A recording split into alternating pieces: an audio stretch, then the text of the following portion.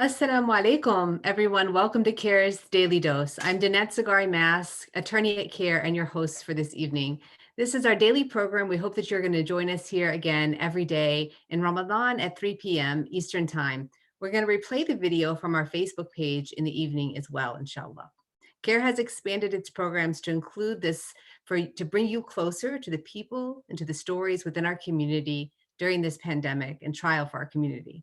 Ramadan Mubarak to you all. May this Ramadan fill your life with renewed direction and closeness to Allah subhanahu wa ta'ala. All praise belongs to Allah. Through his mercy, we have the blessing of welcoming another Ramadan. May Allah subhanahu wa ta'ala accept all of your ibadah. If this is your first Ramadan as a Muslim, may Allah subhanahu wa ta'ala strengthen you and sustain you even through the trials and difficulties of isolation in this month. Though socially isolated, you are not alone in the community of sisterhood and brotherhood. Through programs like this, we hope that you will feel a closer kinship to the community. We have some very special guests today. Brother Nihad Awad, the Executive Director and founder of CAIR, Council on American Islamic Relations, this organization, and Dr. Muzzamil Siddiqi, Chairman of the Fiqh Council of North America. I'd like to go ahead and bring on Brother Nihad. Are you there, Brother Nihad?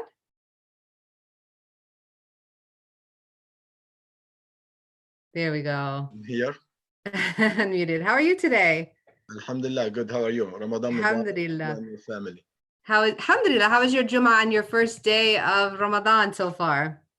Well, Alhamdulillah, I have not prayed Jum'ah yet, so we need obviously an answer and guidance from our next speaker, inshallah, which we'll introduce in a second. But yeah, Alhamdulillah, the first day of Ramadan is beautiful. I have the intention to make it, inshallah, the best Ramadan in my life.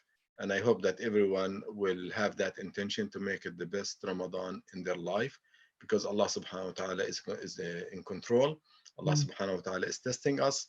Allah subhanahu wa ta'ala has given us the opportunity to live this special Ramadan. No one ever imagined that in our lifetime, we will experience the first day of Ramadan away from the masajid, but close to our family. And more importantly, closer to Allah subhanahu wa ta'ala. So I'm happy that Allah subhanahu wa ta'ala gave us the opportunity. And we have also to make a special dua and prayer for those who passed and died before witnessing this holy month. And those who are sick, we ask Allah subhanahu wa ta'ala, the Almighty, to give them a speedy and full recovery. And we thank all those people who are putting their lives at risk. First responders, people who are delivering food, people who are cleaning in places, the low-paid people, people who cannot afford to be socially distant. We ask Allah subhanahu wa ta'ala to give them the support, health, and protection they need. Ameen. Inshallah, they'll break their fast with a lot of barakah. Inshallah, they'll be increased with blessings because of the good work that they're doing this Ramadan. But inshallah, everyone's looking forward to a nice time with their family tonight and a Ramadan meal. I know I am really looking forward to sitting down with my family, eating fast, and getting together with my family and praying tarawih. Even though we can't go to the masjid, we're going to try to create that experience in our home as a family. So inshallah. And then I know that you wanted to bring on Dr. Siddiqi, who's a friend of yours and who has a lot to say on the subject. Yeah, Alhamdulillah. So we are very honored to bring Dr. Siddiqi in a moment. There are many questions that have been in people's minds on how to handle this Ramadan, how to get ready for this Ramadan. Unique and different, full of challenges, but also full of opportunities. With it, there are many restrictions. People cannot go to the mosque. How would they do their ibadahs? How would they like to do tarawih prayers? Can they follow, for example, an imam virtually? And other questions. So the guest that I'm about to bring on is an important figure in our community. So if we can just bring Dr. Siddiqi now, inshallah, to welcome him. Dr. Muzzamil Siddiqi, assalamu alaikum wa rahmatullah. Wa alaikum assalam wa rahmatullahi wa barakatuh. Dr. Muzzamil Siddiqi is the chairman of the Fiqh Council of North America. And I would like every Muslim in the United States to have access to this council. It is probably the most prominent platform of providing fatwas in America. Alhamdulillah, there are others, very well respected scholars. It is the first and oldest in the community. Dr. Muzzamil Siddiqi has obtained his bachelor's degree in Islamic Sciences and Arabic from Islamic University in Medina. He also obtained another degree from Harvard University in comparative religions. He sits on many important international Islamic councils that deal with fiqh and Islamic jurisprudence. And he has been also active in our community in many senior leadership positions, including the president of ISNA, Islamic Society of North America, and local mosques. He has been with the community, mashallah, providing guidance for many organizations, many community members for decades. We value his opinion and his guidance. And I would like to welcome him and wish him and his family, inshallah, first, Ramadan Mubarak, healthy and safe Ramadan to you, brother, Dr. Muzzamil Siddiqi. Assalamu alaikum wa rahmatullahi wa barakatuh. Wa alaikum assalam. Wassalatu wassalamu ala rasulillah wa ala alihi wa sahbihi wa man wala. Sister Janet, Dr. Brother Nihad, may Allah bless you, bless the whole CAIR team. Wonderful work that you are doing all the time, and especially at this time, mashallah, I see a lot of activities are going on here in our Los Angeles area, as well as nationally, what you are doing. May Allah bless you and reward you. So congratulations for the month of Ramadan. It is a wonderful time. It is a wonderful time, although it's coming at a difficult time, but it's still a wonderful, wonderful time. So we have to take the best use of it. You know, the month of Ramadan is the month that Allah subhanahu wa ta'ala mentioned, is the month of the Quran. This is the only month that is mentioned by name in the Quran. And it is the month in which the gates of heaven are open. It is the month in which there is an angel that calls from the heaven and says, Ya baghi al-khayri aqbil, Ya baghi al-sharri aqsir, wa dhalika fi kulli layla, wa lillahi utaqa min al-nar. The hadith of the Prophet says that the angel calls and says, oh, the seeker of goodness, come forward. Oh, the seeker of evil, stop. And this happens every night. And Allah subhanahu wa ta'ala is going to free a lot of people from the hellfire during this night. So this is a great opportunity. And we always need Ramadan, but we need it much more now because of the challenges that we are facing. It's a very unprecedented, it is challenging time. I don't remember in my age, neither in America or nor outside, ever seen something like that.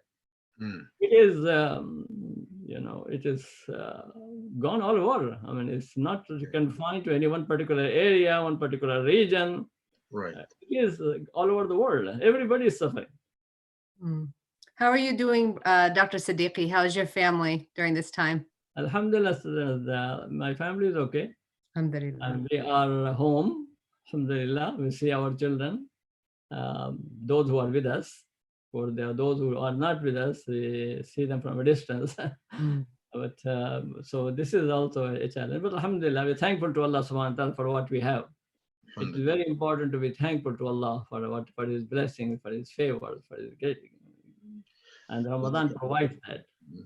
That is when you do the iftar after 17 hours, 16 hours of fasting, you enjoy the meal and you thank Allah subhanahu wa ta'ala. You appreciate the food, you appreciate the water, you appreciate whatever you have.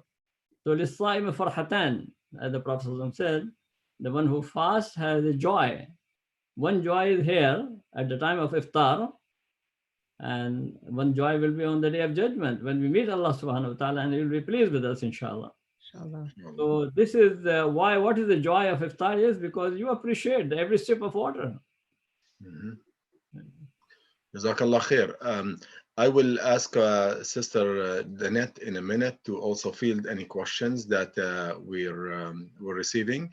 But a few questions we announced on CAIR email list and also the Facebook that we will answer a few questions. Number one, in states where local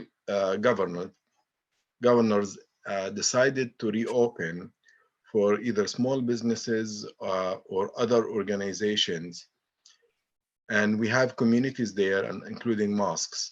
What's your advice? Should mosques take advantage of this and open, or remain closed, even there is some politics involved in this? Some people cite the economy, some people cite that the virus is going away, or that we don't have the same increase in numbers.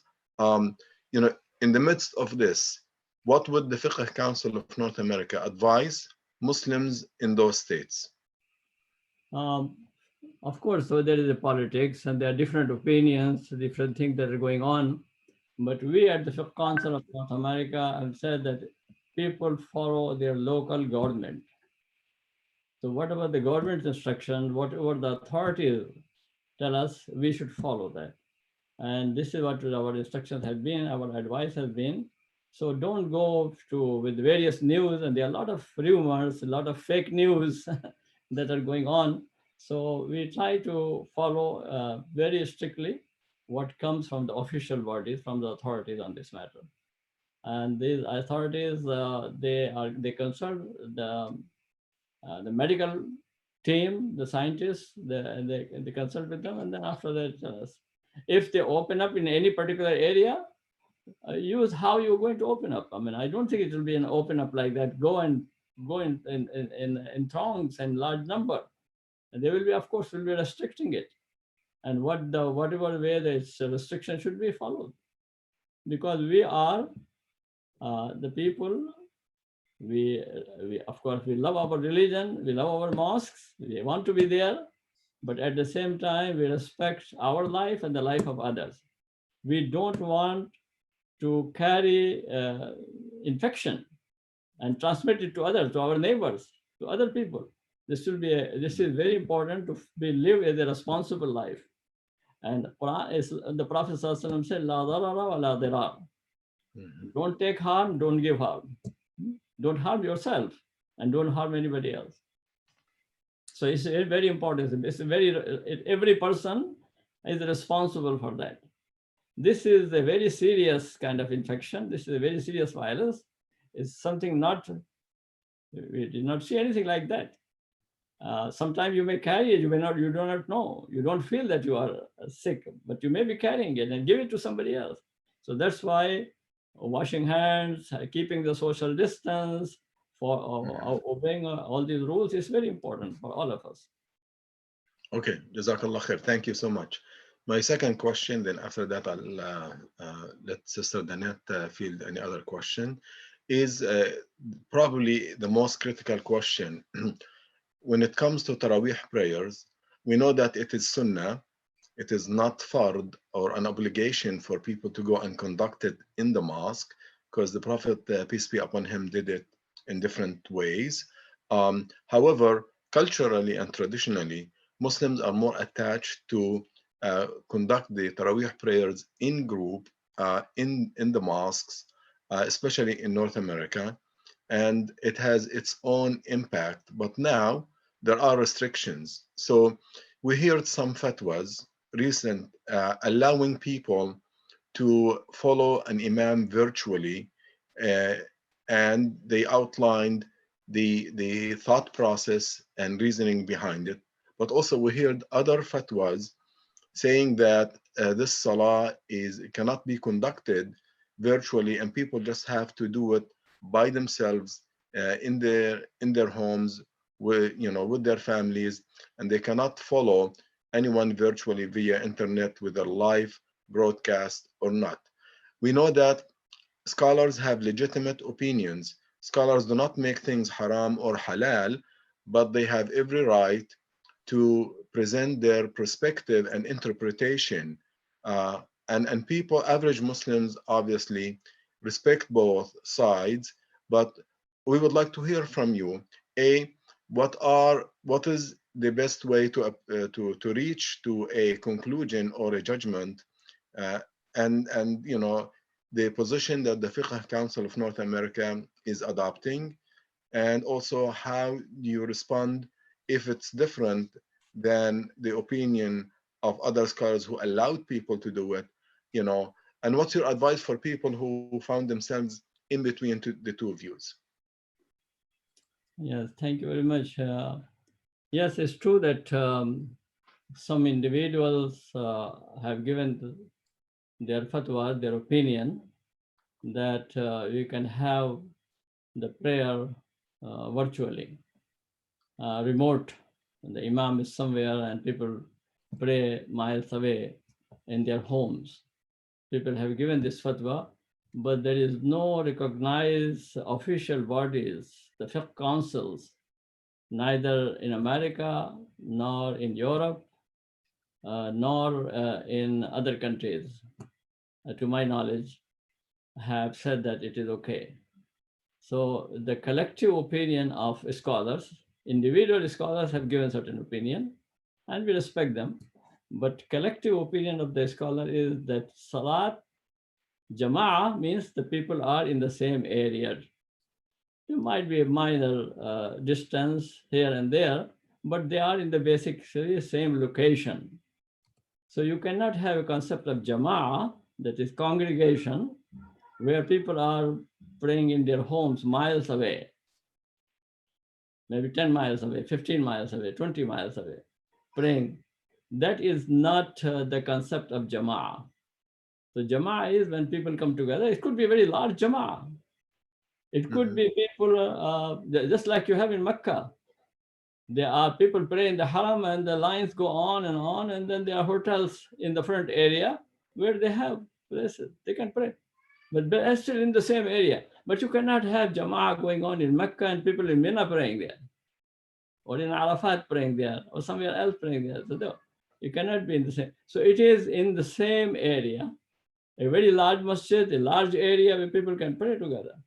So Jama'ah, concept of Jama'ah is this. And then Sharia has given us, because this is the issue, what we call it ta'abbudi, where you are told to do things and you follow that strictly. So we are told that if you are not in Jama'ah, you cannot reach to the Jama'ah, pray your own. So that's what we are suggesting, that those who cannot, and now obviously we cannot go to our mosque and we cannot go to the Jama'ah prayer, so we can make our own Jama'ah in our home. That means husband and wife, children can stand together, and the husband anybody who is leading the prayer be in the front area and people behind and lead the prayer. So that's what Fiqh Council has suggested. That and actually we have also suggested that let the masjid or the hafiz who was reciting the Quran sit down an hour before Isha prayer or Tarawih prayer and recite the Quran. And people sit down, open the copies of the Quran and listen to the recitation. After that, they stand up and make their own Jama'ah for Isha, and then also Jama'ah for Tarawih prayer. They can pray 8 rakah, they can pray 20 rakah. Now they may say, we don't have a hafiz, we want to have a reading of the Quran. You don't have hafiz, it is not required in Tarawih prayer that you must listen to the whole Quran. You can listen to part of the Quran. If somebody knows short surah, they can recite them. They can repeat the same surah. If they only know 5th surah, they can do that. Or they are allowed to take a copy of the Quran and hold it in their hand and read from the copy of the Quran. Or they can have their mobile phone if it has the Quran app, as long as they read only Quran, not their emails. If they stick to the reading of the Quran, they can use that, the mobile app, and use that. So these are all the possibilities that are there. So when Sharia has given us an alternative, why to invent another thing? If Sharia would have told us, no, you have to pray only in Jama'ah, then we said, yes, we have to find some way of doing that. But Sharia has not given us that. Allah subhanahu wa ta'ala made it easy for us. That is, you come and pray in Jama'ah. And Jama'ah prayer is not fard, especially in Tarawih, it is not fard at all. So even in first prayer, Zuhr prayer, Maghrib prayer, Isha prayer, it is not obligatory that you go to the masjid and pray. Although it is better to do that, you have great reward for that, but it is not obligatory. If you pray in your office, make your own jama'ah and don't go to masjid, your prayer is valid, is good. So even for first prayer, we are not required to go to the masjid. So in nafil prayer, yes, we can have our prayers. Yes, we love to go to the masjid and pray in the masjid, and there is a great atmosphere there. We enjoy it very much. But all of these things are important for our sentiment, for environment, our socialization. But we have to control ourselves in this time. So a follow-up question, Dr. Siddiqi. So how do you answer those who say that this fatwa was issued by historic figures in the past, where there was no, information technology available to them? That's number one. Number two, that there were no tough circumstances that impose on people social distancing for health reasons, and therefore with the presence and availability of technology that can provide this, quote unquote, they call togetherness and social interaction and spiritual interaction on, on the internet or via Zoom and so on. How do you respond to that opinion? And after that, I will let Sister feed people have been mentioning that just now, not now, because of the masajid are closed. People have been talking about it from, I remember receiving questions like that 10 years ago. When people said, we have our masjid really broadcast the Tarawih prayer, or the broadcast the five daily prayers. Can we follow them? So it is not something new. It has been there. And we said, no, go to masjid and pray there. So this is the situation that now we have broadcasting possible. Some people said, I can hear in my home the muazzin by loudspeaker making the adhan and the imam reading the prayer. I can hear the prayer in my home. Do I have to go to masjid for that, or just pray in my home? I said, no, if you want to pray jama'ah, you have to be there with the jama'ah. So now it's a special situation. Yes, I understand that it's a special situation. Masjid is closed, and if you don't have an alternative given to you by Sharia, then you can make ijtihad. The rule is there is no ijtihad in the presence of some ruling already there. So Rasulullah Sallallahu Alaihi Wasallam has given us the ruling. The ruling is available, and that is you pray your own. If you cannot pray with Jama'ah, you pray your own. So there is no need to invent something. There is no need to introduce something, because then after this crisis will be gone, and inshallah it will be gone. We pray to Allah subhanahu wa ta'ala that it will go away very soon. But then people say, well, we were praying at home, let's continue praying at home. Then what will happen? Then people will say, when you want to build a masjid, the Islamophobes say, why do you need masjid? You can pray at home. Yeah. Okay, they will have an argument in their hand. They said, you people have given the fatwa. And this is there. Go and pray at home. Just have a small masjid somewhere, and that's enough for you, for the whole city. And everybody will stay in their homes and pray there. This is dangerous. This will take people away from the masajid. The masajid are important. We have to have the masjid. And we want to see our masjid open, inshallah. Of course, with the care, we have to be conscious of that. We have to be careful about that. Thank you. Yeah, Sister Janet. Thank you. This is really enlightening. I'm looking forward, as I said, to Tarawih in my house with my family tonight. I really appreciated the guidance from the Fiqh Council over the years. I know over 2 decades ago, I became Muslim. It was really nice knowing that I could take the Quran in my hands and follow along with Ramadan by reading from the Quran. It actually helped me a lot to learn how to read Arabic from standing there and listening and trying to follow along. So that's the first thing I just want to say. Jazakallah khair for the guidance, and also your leadership at ISNA. Mashallah, I gave a lot of guidelines and guidance for masjids in terms of gender and how we can come together as a community as the community of the Prophet sallallahu alaihi wasallam, and you reminding the community of how Muslims prayed at the time of the Prophet sallallahu alaihi wasallam. What's the sunnah of salat and Jamaat? So a friend of mine had a question. I'm going to ask it here. This Ramadan is an interesting juxtaposition of where women are depending, on the part of the mosque in which they have been praying, traditionally, depending on where they are in the world, praying far away from the imam. In many instances, I know I've experienced that, and many, many times through a TV screen. And now we're having this question about, is it okay to do that or not because of this desire to be closer to the community? And people are saying, many brothers are feeling right now being removed from the imam, being removed from that sense of the wider Jamaat, are feeling what sisters have been feeling for a long time. Can you speak to that a little bit, Dr. Siddiqi? Yes, I think it's a very good point that you mentioned, because the issue is not use of TV. The issue is not the use of TV monitors, and many masajid have them, which is good. The issue is not the use of loudspeaker. The issue is that people coming together. Congregation means that people are in the same area,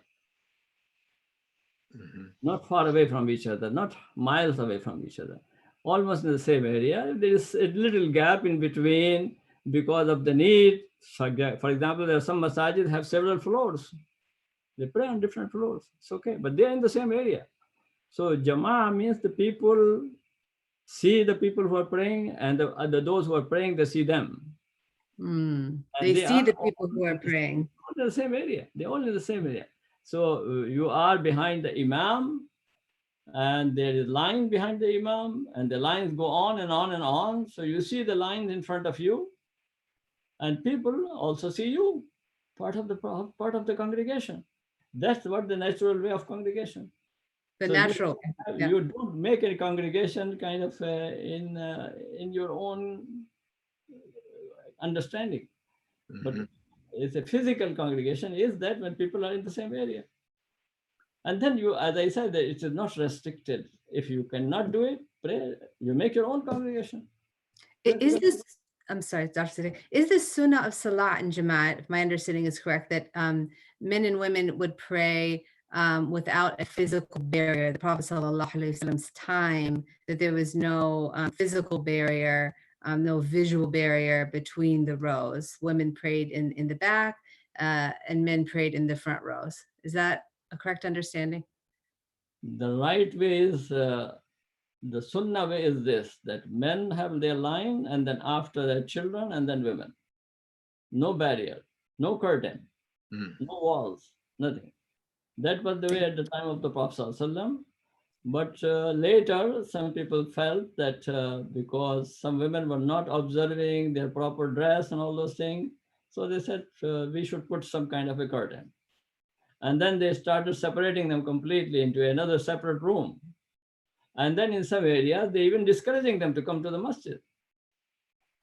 In some areas, they don't allow women to come to the masjid. This is all people's own ideas. And they started making barriers and difficulties for women. If women come, they are allowed to come to the masjid 5 times a day. At the time of the Prophet, they used to come even for Fajr prayer. But they have to observe the rules of proper dress, and there is no free mixing inside the masjid between men and women. So you have also children there. Children can come and pray.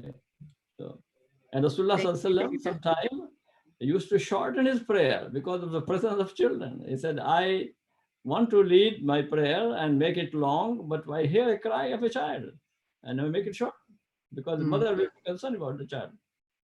That means the children were there, the women were there.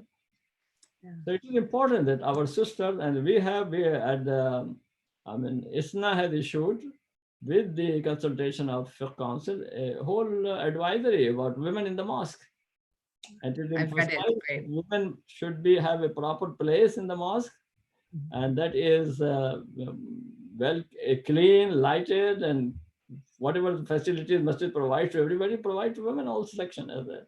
There is no need to have separate section, but if you make section, then has to be proper section, good section. And the second thing is, women can also be in the leadership of the mosque, in the administration of the mosque. This is what we have said in the advisory for the communities. Jazakallah khair. Thank you so much. There are so many questions for you. I hope that you don't mind. I'm looking at the chat room here where they're giving it to us from Facebook. And somebody wants to know if a country imposes a rule to only cremate the dead due to Corona, what is the thought? I'm not sure quite what the question is. I think they're asking if it's okay. Yes, I'm familiar with this question, and we have addressed that. It is the answer is available on Fiqh Council's website. If somebody dies because of this virus, of course, the body will not be given from the hospital. Sometimes they put it in a body bag, and if it is in the body bag, then you are not allowed to open it. It will be sealed. So in that situation, you can make tayammum. If tayammum is not possible, they don't allow you even to touch it for the bag, something like that. They put it already in a casket. If that is not possible, then you don't do it. Because you see, there are 4 things that we do for when a person dies. We do 4 things. First of all, washing the body. Second thing is putting the kafan. Third thing is salatul janazah. And 4th thing is the burial. So here in this situation, washing is not possible. If it is not possible, that is, Allah forgive that. They don't. Salatul, putting the kafan. Kafan is required. That means the shroud. But if you cannot put shroud because of the virus and all those things, well, it's forgiven. Then it is in the body bag. Then salatul janazah. Salatul janazah, even one person can pray salatul janazah for the person. Salatul janazah is supposed to be done before the burial. But if it is not possible to do the salatul janazah before the burial, you can bury and then pray at the grave. Or pray at home. Because it's called salatul ghaib. It's also permissible to do salatul ghaib. So it is, Sharia has given you, there is something called the default, normal situation, and there is something called extraordinary situation, extenuating circumstances. In the extenuating circumstances, there are certain rules for that. So one has to remember that. You have to follow that as long as once the necessity goes away, the concession goes away. إذا زال المانع زال الممنوع يعني.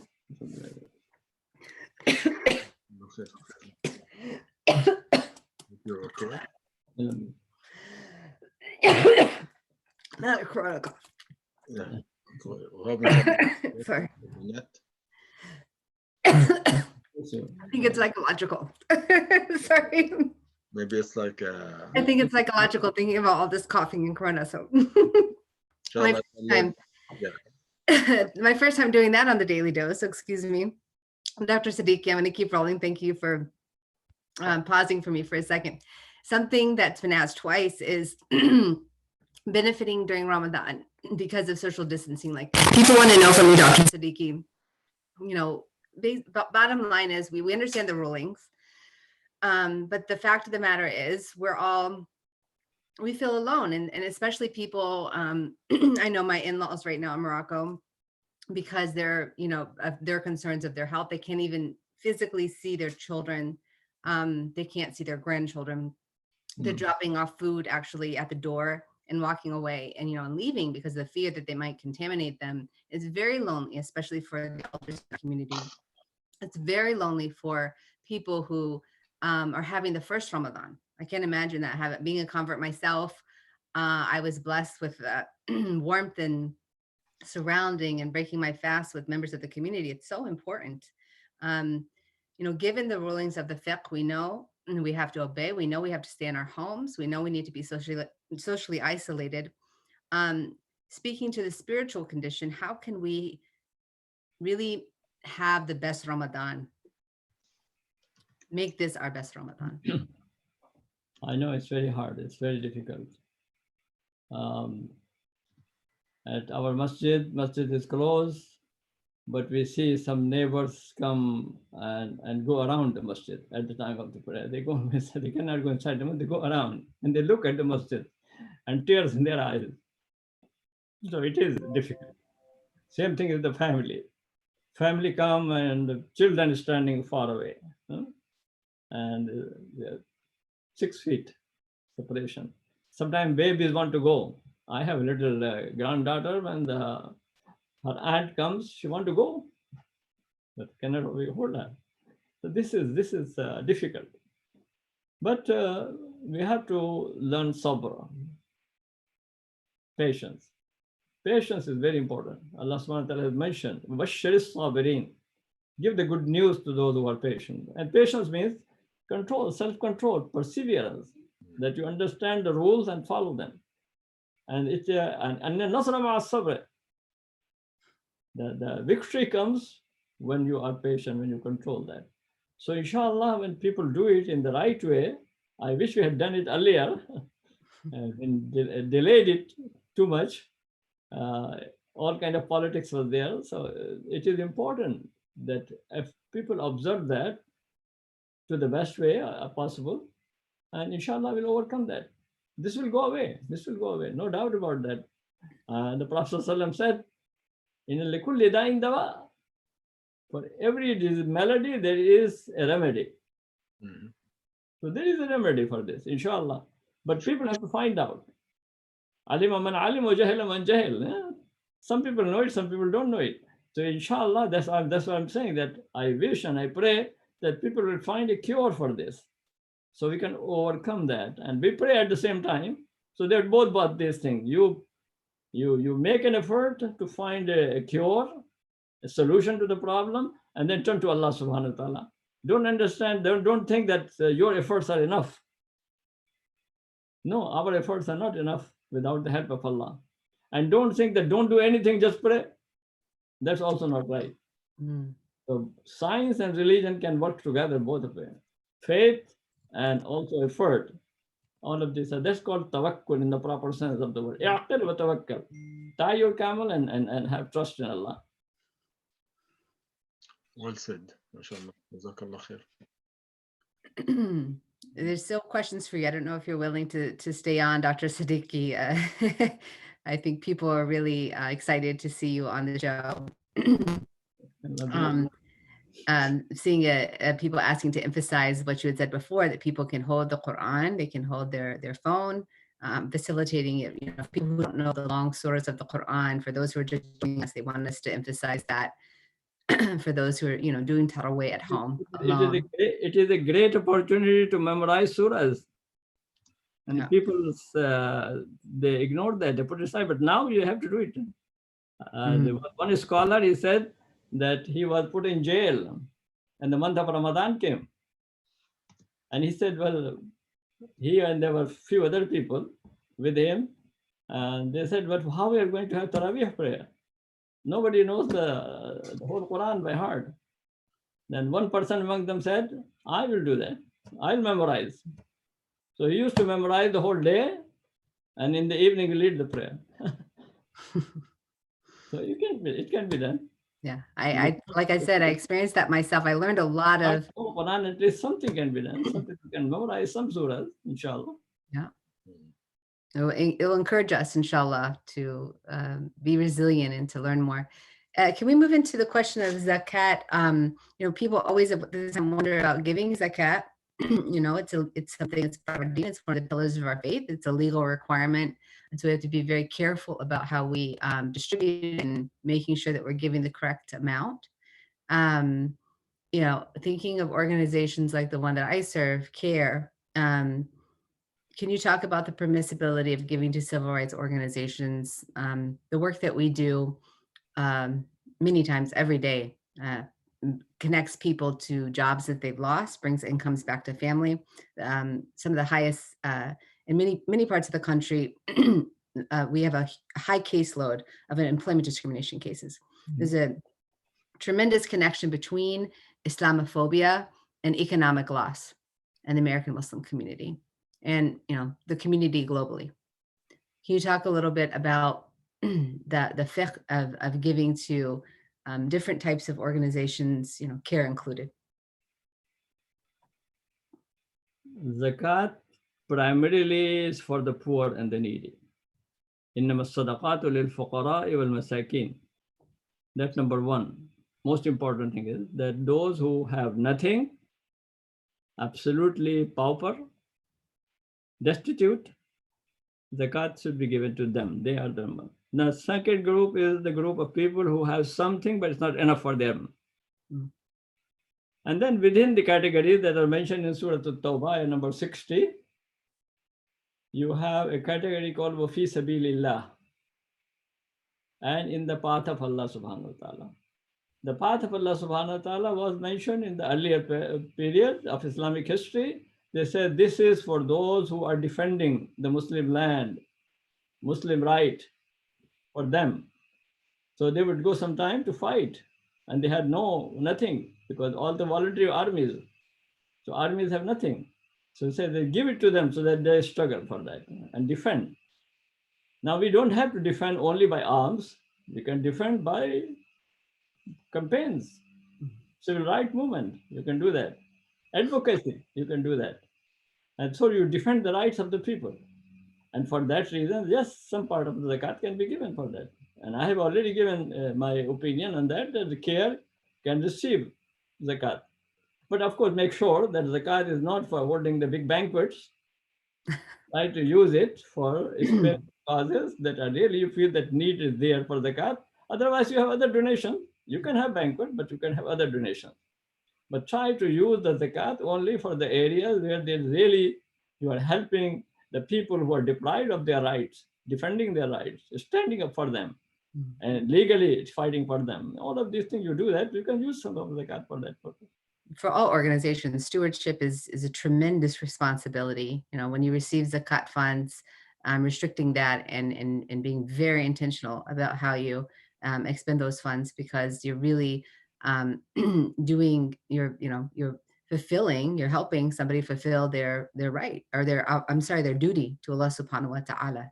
It's a tremendous trust. Thank you so much. It's very important that we understand that there is zakat, which is a very small amount, 2.5% of your annual savings. After you spend everything on your food and your lodging and your other entertainment, vacation, whatever you do, you spend all these things, still you have saved some money. Out of that, Allah is not saying that give all of it, give 50% of it, give 20% of it, 2.5% of that. So that's your zakat. And it is a restricted fund. Then you give above that, and that's called sadaqat. And this is your general charity. And that can be used for any good cause. The general charity. It's very much emphasized that people should be charitable. Sadaqah, every day the Prophet said you should give sadaqah. Sahaba said, but we don't have that much money to give sadaqah. Then the Prophet said, but there are many ways of giving sadaqah. Even a smile is sadaqah. Even somebody who needs some that could be help on the way, looking for the way, you guide him the way. That's also a sadaqah. So ways of sadaqah are many, but of course, for the poor person, for the needy person, you have to help them financially. Mashallah. Don't say that I have paid only 2.5%. I paid my zakat 2.5%. Now I don't. So if you have money, alhamdulillah, and there are many people who have plenty of money, alhamdulillah, then they should give sadaqat also. And good organizations, some of the relief organizations, some of the masajid, actually all masajid are suffering nowadays because of their donations are dried up completely. Masajid are closed. They used to get daily, weekly donations that are not there. So it is important to help the masajid as well. They have to maintain. Inshallah, we'll be going back to our masajid, has to be maintained. Some of the staff has to be there. So that's why it is very important. And people have established a special fund called COVID-19 Response Fund for the non-profit. And CAIR is part of that fund. Mashallah. You remind me of there's so many ways to give sadaqah. There was a sister that I know, and they had a difficult time in her family's financial status. Her husband lost the job, and they didn't have anything, and they were struggling. And I remember that she said, at that time I didn't have anything, so I used to go to the masjid and clean it. I used to dust it and tidy everything, because at least I could give some sadaqah. Even though I didn't have money to give. So, and the Prophet ﷺ would, this is the month where all good deeds are increased, inshallah. So hopefully everyone will heed the advice that you gave. This is such a great opportunity. Thank you so much, Dr. Siddiqi. May Allah keep you in good health. May Allah keep you with us, letting us benefit from your knowledge. You really, really are unique and pioneer in the American Muslim landscape. Thank you. Thank you, Brother Nihad. Jazakallah khair, Dr. Siddiqi. May Allah bless you, keep you well, healthy, with your family, and to benefit from your knowledge. Thank you for sharing your guidance with us today and with those who are watching. Thank you, Sister Danette, for inviting me to co-host with you today. And may Allah subhanahu wa ta'ala bless you all. And for our viewers, Jazakumullah khair. I hope that you benefited from this show, and keep tuning in, inshallah, Monday through Friday, 3 p.m. Eastern Standard Time. And if you need anything from CAIR National or CAIR offices, don't hesitate. I said in an earlier message, we might be socially distant and physically distant, but we are very, very engaged legally, politically with you on all fronts. In fact, our staff and our offices are extremely busy these days, serving the community, responding to their legal issues, political issues, organizing issues. And this show brings also healthcare professionals, spiritual leaders, community activists, experts from different areas. So if you have any question to CAIR or anything that CAIR can be of help to you, communicate with CAIR immediately and directly. Inshallah, watch the show and share it, because it is becoming a new platform given the COVID-19 crisis. So CAIR is functioning as a platform to share information and make it, inshallah, two-way street. We need your feedback, your questions, and your comments. Jazakumullah khair. Thank you. Assalamu alaikum. Back to you then. Assalamu alaikum.